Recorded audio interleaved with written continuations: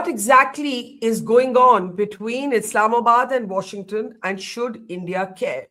On one hand, of course, that dynamic, the Trump and his favorite field marshal, Asim Munir, does have a consequence for India's security interests. But on the other hand, if you were to look at the clips from Shehbaz Sharif's visit to Trump's Gaza peace port, it's been filled with cringe-making moments and embarrassments.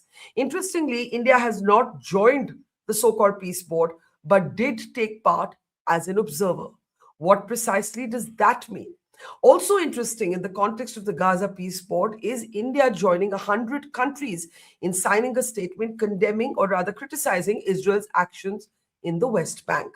A lot to talk about today, as, yes, Trump brought it up again. And the number of jets keep changing every time he talks about his own alleged role in bringing Operation Sindoor to a halt. The latest count is at 11 jets shot down.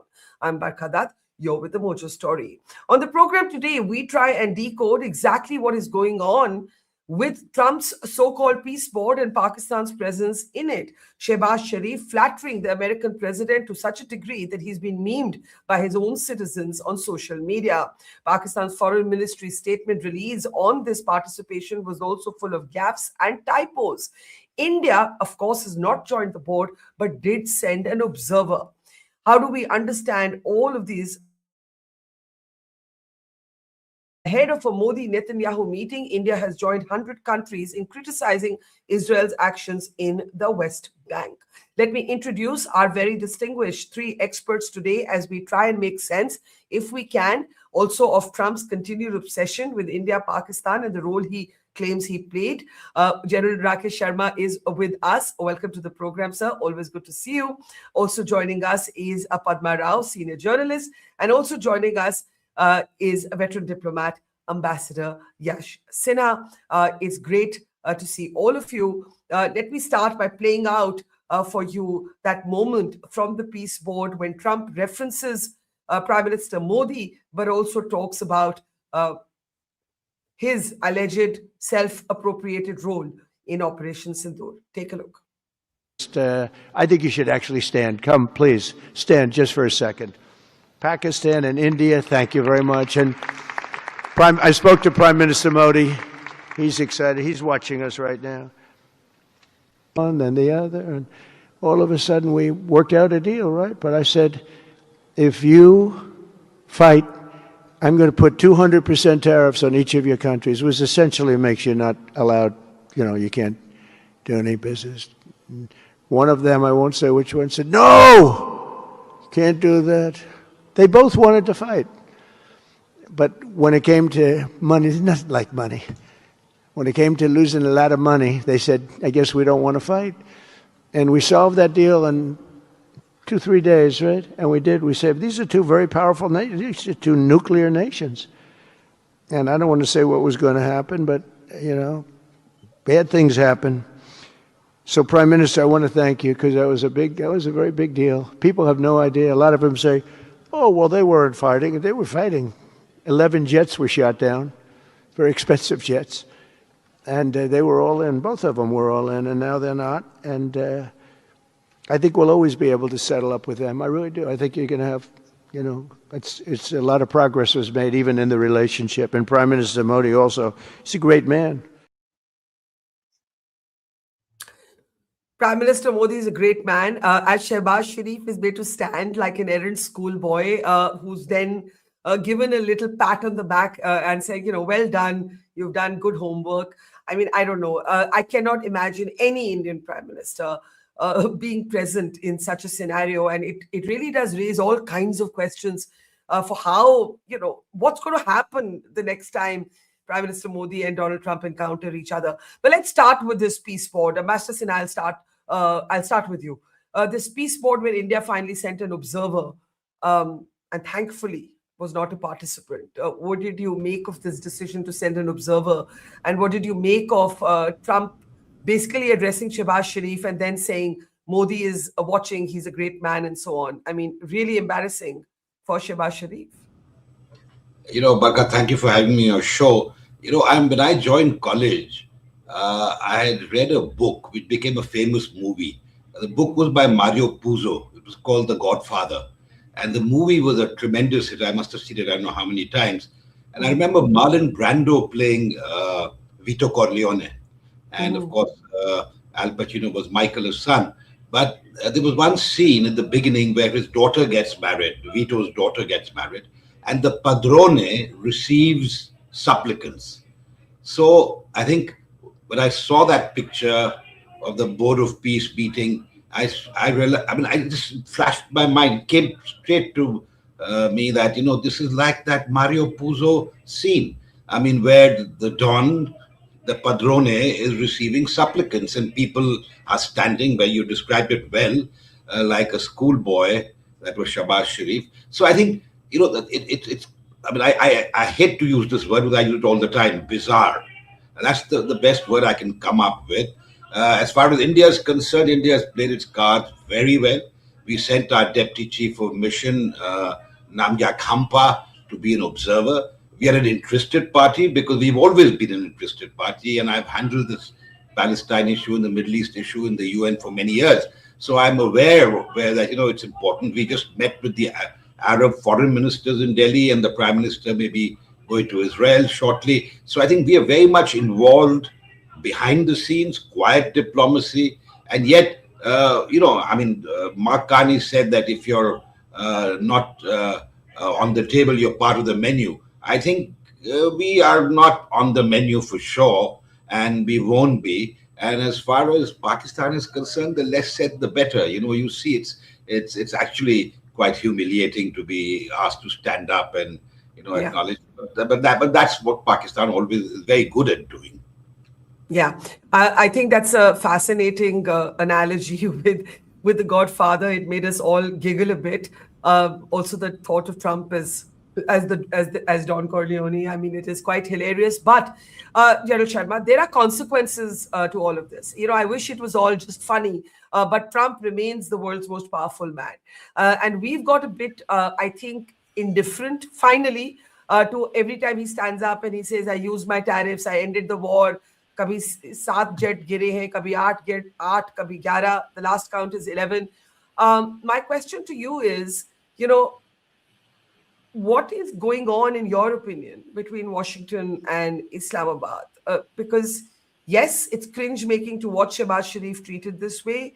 But an Imran Khan supporter that I was interviewing yesterday, he said that he believes that the deal between Pakistan and America is that Imran Khan could be, he believes, eliminated.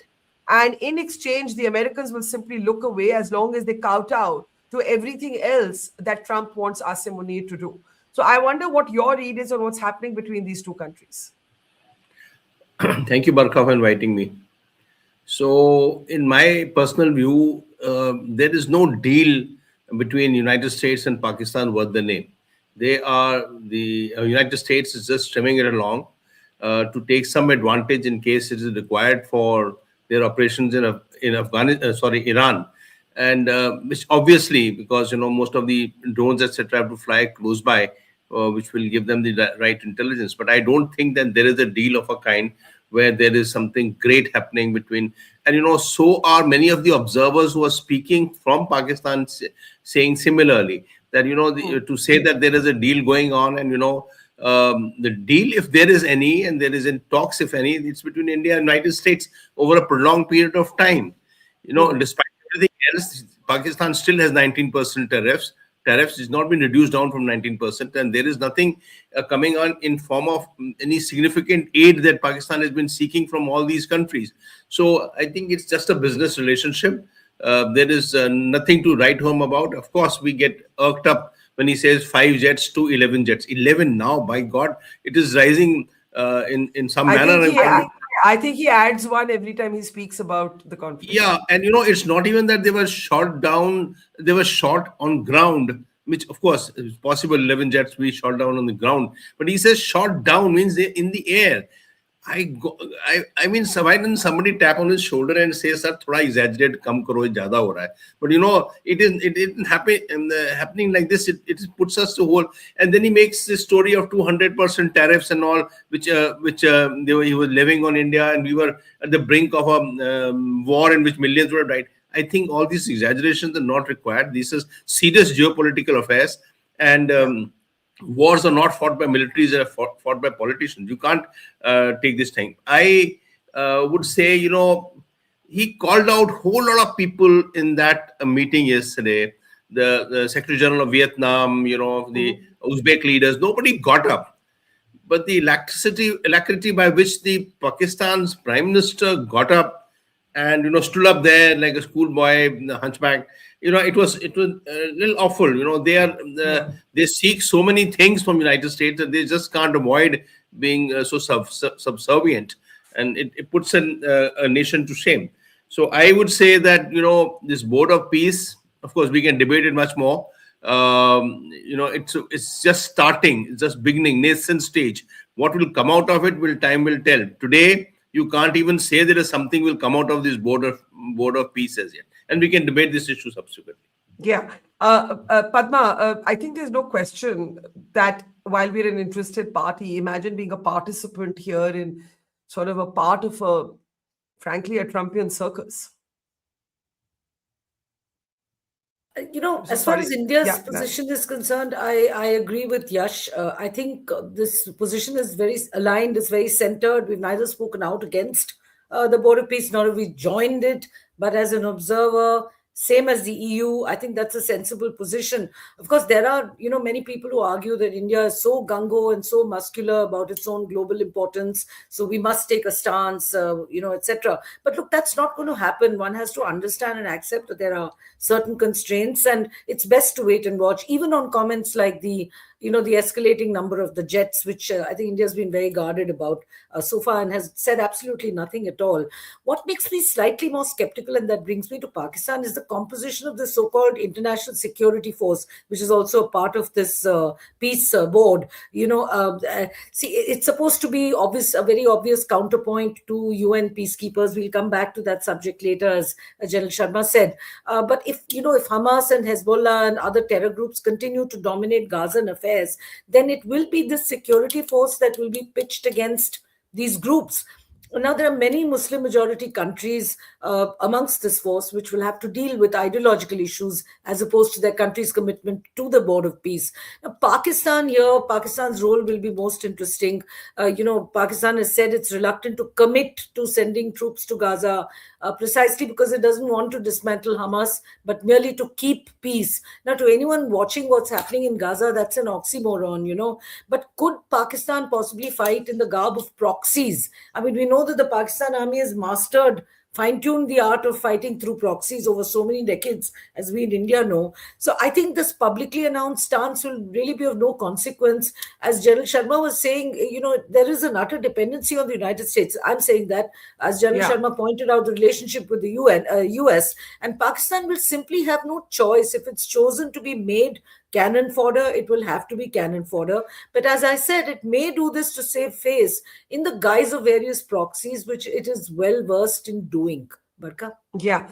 So I want to talk a little bit about Gaza and Israel, only because Ambassador Sinha, India joined 100 countries after initially not being part of that statement in criticizing Israel for West Bank actions in West Bank. This is very significant given the imminent meet between Prime Minister Modi and Benjamin Netanyahu.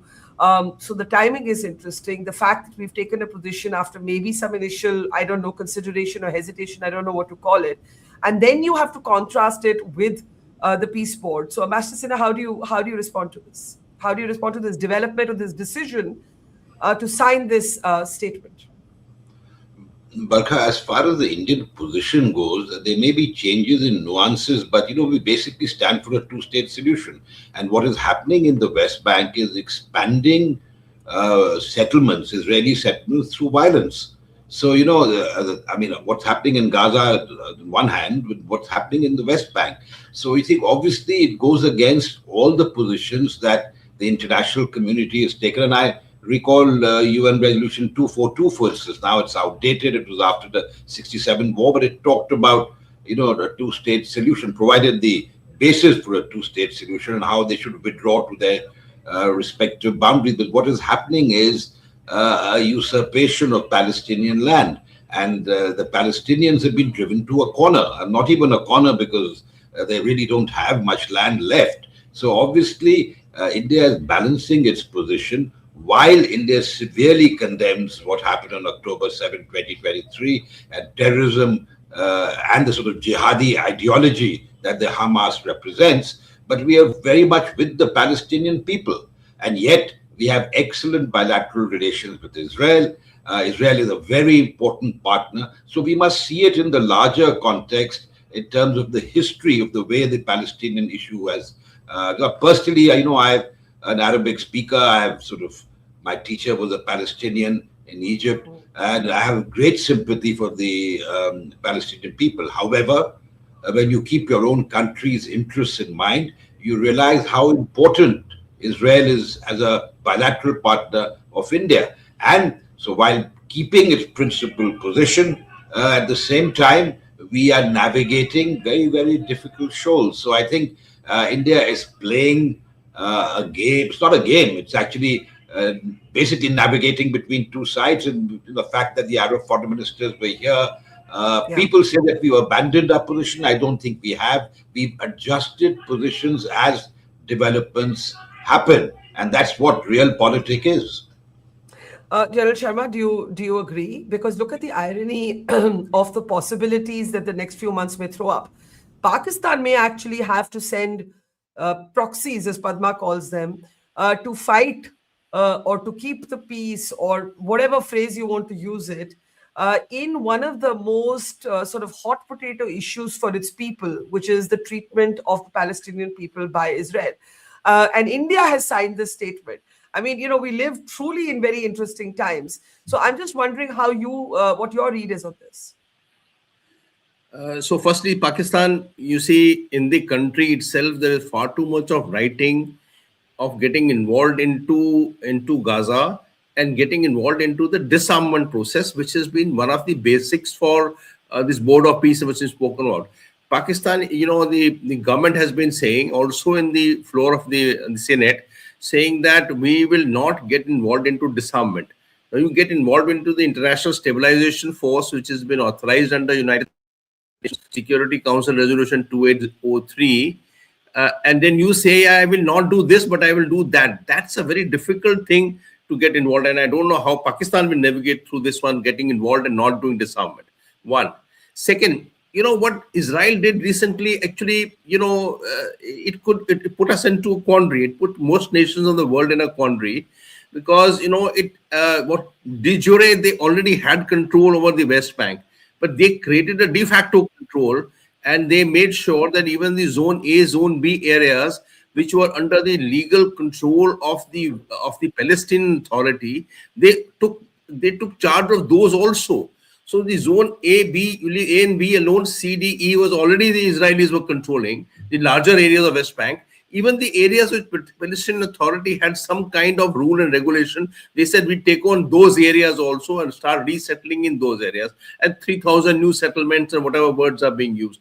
So actually, they changed the character of West Bank. As it was changing. But in the course of the last 15, 20 days, they changed the total character of even Zone A, Zone B, which was what Palestinian Authority was all about. Now, not to oppose it would have been very difficult for India, because we have a standing on Palestinian issues, which goes over a very long period of time. So I think, when you said rightly, when the first criticism started in the United Nations on 85 countries criticized Israel for doing so, India did not criticize it. But in the last juncture, they signed the criticism or their resolution, which said, okay, the Israelis should not do it, and whatever the resolution mentioned. So the fact is that this became necessary because most of the nations which are standing policy on two-nation theory were pushed to the back by Israel actually laying down that they will take over the entire West Bank in this method. And I'll also state here in the end that, despite the fact we say Board of Peace and we can discuss it, one of the issues of Board of Peace is that after Palestinian Authority does some reform, they will take charge of the Gaza also.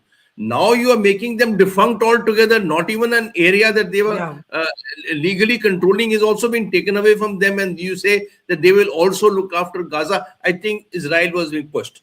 But having said that, why did we do it? Of course, the Prime Minister is visiting Israel is a very major issue. We signed that silica thing yesterday, which is also one major issue. We also have many things going with the United States. So I think, it is, as the ambassador says, I mean, I will hate to be in the shoes of the decision makers in India today to say, yeah, you don't even know today morning you get up, sham ko kya hoga. New things will come up. It is, muddled there. It is.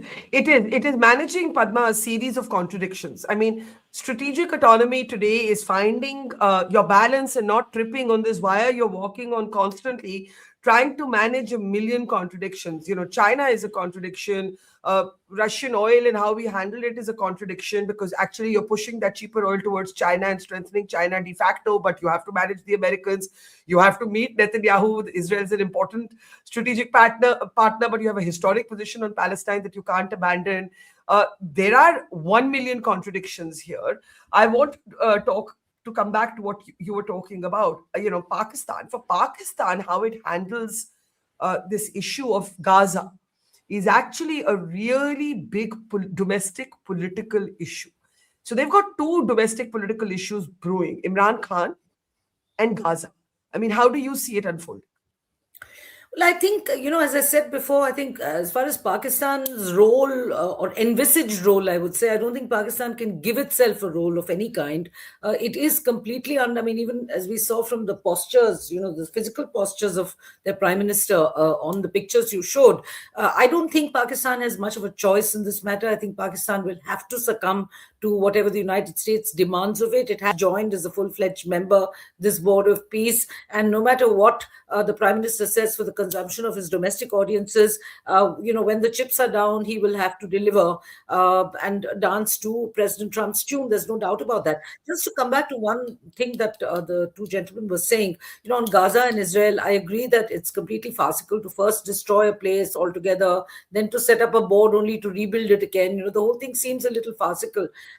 But the thing is, this whole thing of, the shadow boxing and the contradiction. On the one hand, we have a given position on Gaza. On the other hand, I think our diplomats, are very used to handling those contradictions. And I also firmly believe that by now, no matter whether India signed the latest UN statement on Gaza or not, there is a certain tacit level of understanding between India and Israel, which, as you pointed out, have a very good relationship. And so I think Israel is well aware that India will occasionally come out in support of Gaza. And I think the Palestinians are also aware that the similar thing will happen the other way around. The one point I want to make, Barkha, see, we're all talking about, but they did this, they did this. Israel employed its military might on Gaza. But then what about the Hamas and Hezbollah and the proxies of many big Middle Eastern players, Iran, not to say, to mention Iran, all these unleashing their terror on Israel also. I think right now the time has come for it to stop. And so I see very much a role. I find this whole idea of the Board of Peace for Gaza very interesting. I think the region has to move forward. And I am of the belief that the only way, up to now we had the United Nations. I hold a position of practicality about what people in devastated regions of the world really want and what countries of the liberal West think they want. Human rights, of course, they must be respected. But populations of ravaged regions, I think, really want more immediate things: food, water, clothes, etc. Okay. Hope of future prosperity. Just one last point. And I also have a position of cynicism about the only existing world body we have, which is the United Nations. We all know what the game is in the Security Council and how it's dominated by bilateral political rivalries, and everything is kept at bay due to that said, Padma, the Board of Peace under this sort of, whimsical man cannot be the alternative to the United Nations. That would have been my closing comment. I'd like to say that the Board of Peace is maybe a good idea, despite all the gaudier, more American sides, like that presentation they held on hotels and Rivieras and Corniches and all that.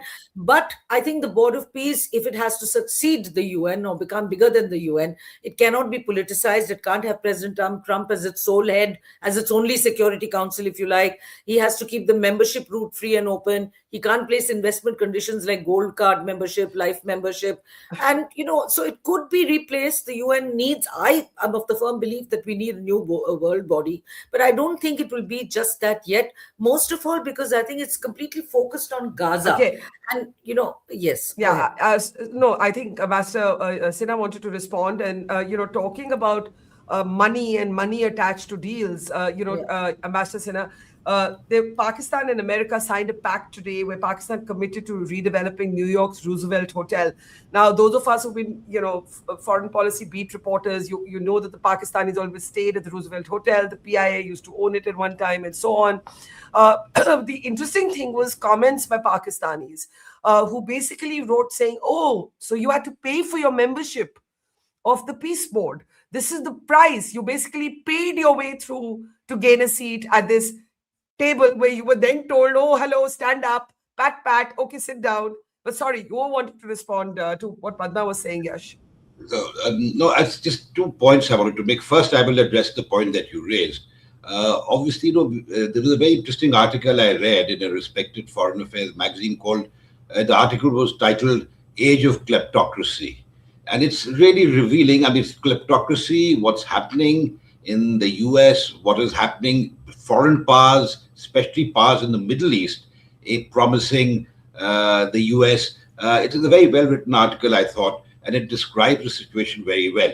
But, on the UN, as far as the UN is concerned, with all its infirmities, and, I was part of the open-ended working group for the reform of the Security Council. We used to call it the never-ending working group.